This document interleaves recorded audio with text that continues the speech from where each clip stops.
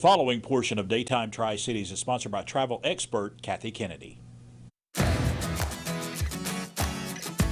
Well, this is certainly a wonderful time of year to visit beautiful western North Carolina. The town of Blowing Rock is a popular destination with so much to see and do. And right downtown, you'll find the Blowing Rock Art and History Museum, a place we highly recommend you visit. Here with more now, we have Stephen Dragosic. And Stephen, great to have you on the show. Thank you so much. It's great to be here this morning. Well, you can't miss the museum as you're coming into town right there downtown. Such a beautiful building. It is. It's beautiful. And, you know, unlike a lot of our neighbors, Blowing Rock and Main Street Blowing Rock, and of course the museum fared well during Helene. So no storm damage, thank goodness. Right after the storm, we literally were open for visitors.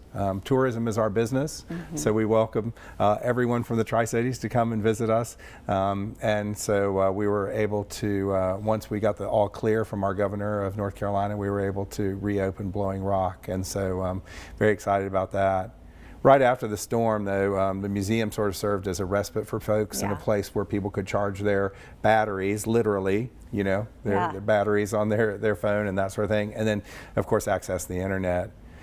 Now we've morphed that a little bit, and we're doing art therapy classes and writing classes to help people recover and be a part of that process of recovery. Yeah, we have some goals set out. We're helping really shine a light on our arts education infrastructure in our region and making sure that that's recovered fully. Also helping artists rebuild some of their revenue that they lost right after the storm.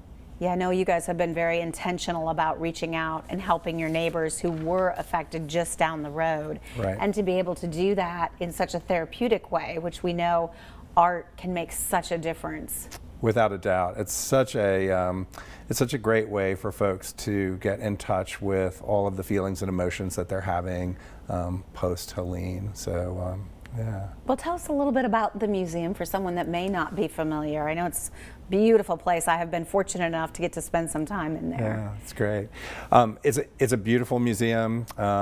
We're located, as you mentioned, right on Main Street, Blowing Rock, which is a wonderful destination, great shopping and restaurants and wonderful attractions. Of course, North Carolina's oldest attraction, which is the Blowing Rock, and so people get a little confused. We're in the town of Blowing Rock, but they should also go to the Blowing Rock.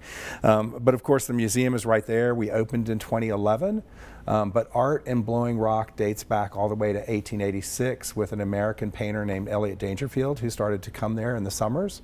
And he was brought to Blowing Rock by the beautiful weather, the light, the landscape, and subsequent generations of artists have come, and it's those artists who helped come together with collectors and city officials to help create the museum as we know it today. So really quite exciting. I think when you think about the town of Blowing Rock, such a small community, and then you go in this museum and it's just huge, you forget that you're in this small town. Right, right. At the time when we were built, we were only 1,260 residents. We're not much bigger today, but the museum contains a almost semi-permanent exhibition of history of Blowing Rock, and then throughout the other galleries, we're changing exhibitions about art.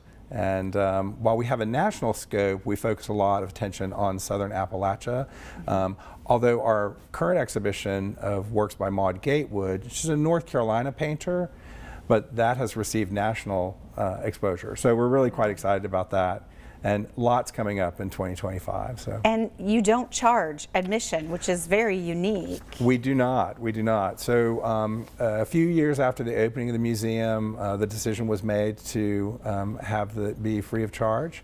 And so, yes, it's a wonderful museum that's free of charge because of the kindness of our members, our donors, and folks who just walk in. And of course, we have that little acrylic box that you've seen in most not-for-profits and museums, so folks can make a donation there. But we really want to invite folks to come now, of course, and then later in 2025, we have two exhibitions that really look at the power and force of water, which is serendipitous to what's happened in our region. We think that folks will really be, they'll be moved by these exhibitions, one of which contains thousands and thousands of river rocks. But look again, they're actually not river rocks. They're hand-blown glass stones. Oh, wow. Really amazing. Well, looks like a wonderful time to go visit. We're going to give everybody your website, which is a Yes. great opportunity to learn more about the exhibits and the different programs that they have. Of course, it is right there in historic Blowing Rock, North Carolina. The museum website, blowingrockmuseum.org for more information, or you can give them a call. Stephen, great to have you on the show. Thank you so much. The preceding portion of Daytime Tri-Cities was sponsored by travel expert Kathy Kennedy.